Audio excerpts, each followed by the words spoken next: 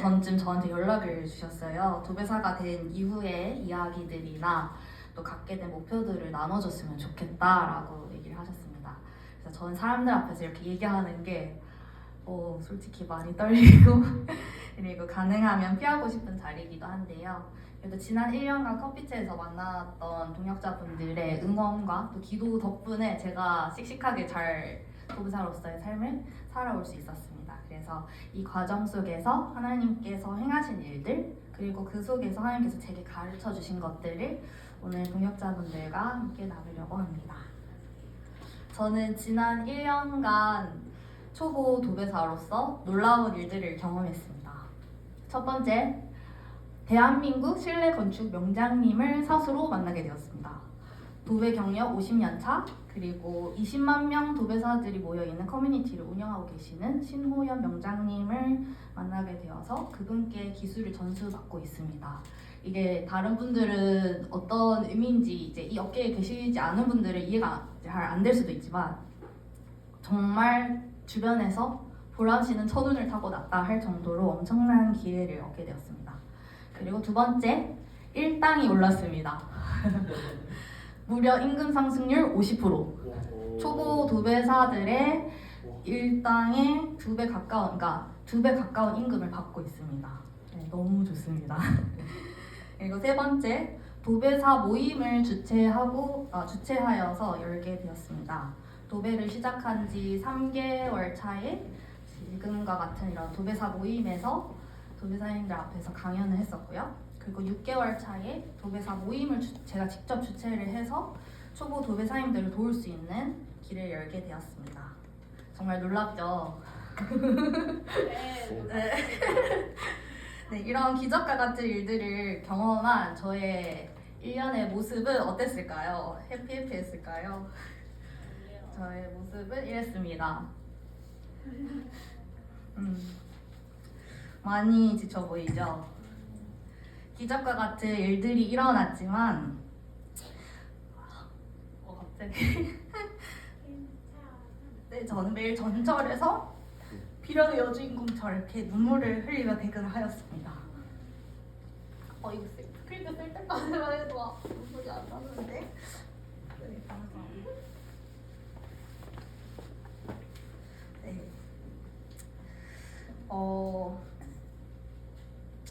여자 도배사로서의 삶 후회할 만큼 너무 힘들었습니다. 매일 아침 퉁퉁 부어서 쥐어지지 않는 손, 시큰거리는 무릎, 그리고 번아웃이 와서 하루 종일 무기력하게 침대에 누워있던 시간들, 가정의 재정적 위기와 또 부모님의 병원 입원 등 내 인생 왜 이렇게 빡세지? 분명 하나님께서 제 삶을 인도하고 계신 건 알겠는데 이해되지 않았습니다. 여러분도 한 번쯤은 이런 고난의 시기를 지나오셨을 것입니다. 그리고 지금 그런 시기를 보내고 계신 분들도 있을 것입니다.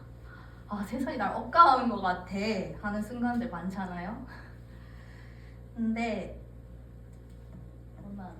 괴로움과 어려움을 아울러 이루는 말, 1년간 도배사로 살면서 너무 힘들었지만 하나님께서 저에게 가르쳐 주신 것이 있습니다. 보람아, 고난은 나의 선물이란다. 하나님께서는 고난이라는 포장지 속에 보석을 숨겨두셨습니다. 저는 그 보석을 발견했습니다. AI 시대.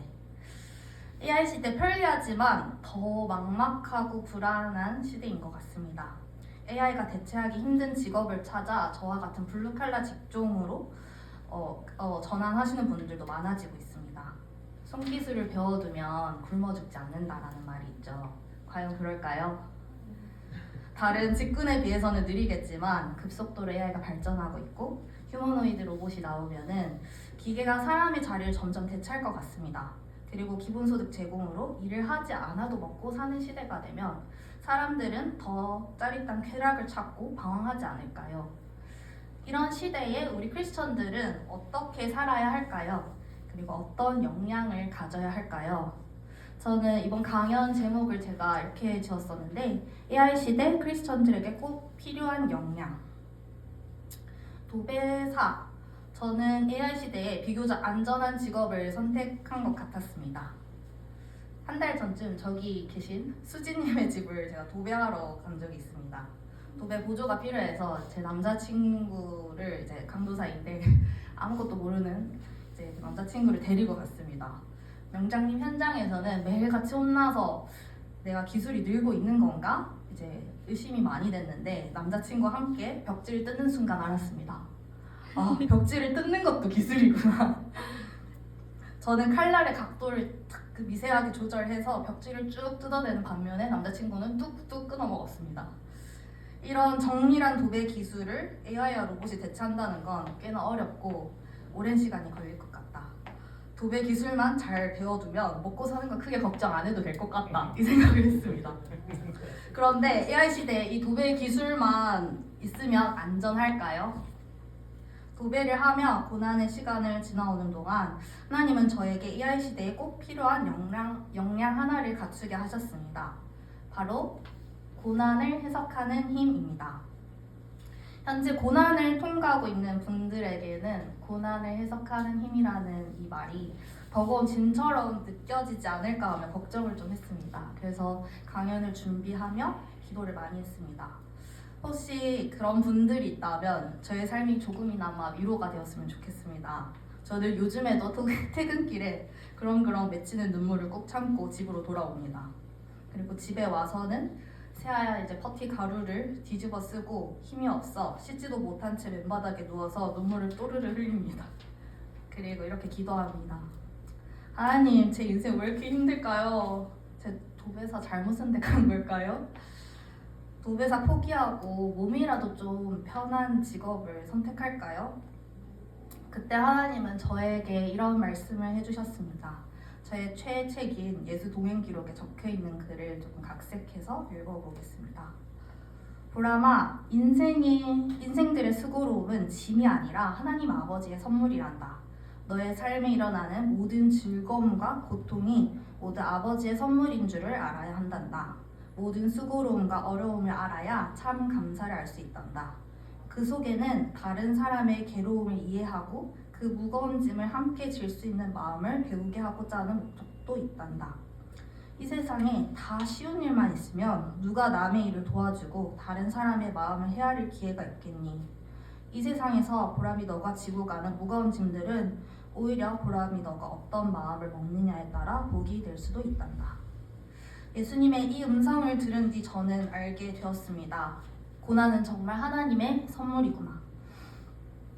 나와 같은 초보 도배사들의 괴로움을 이해하고 그 무거운 짐을 함께 질 수 있는 마음을 부어주고 계시구나.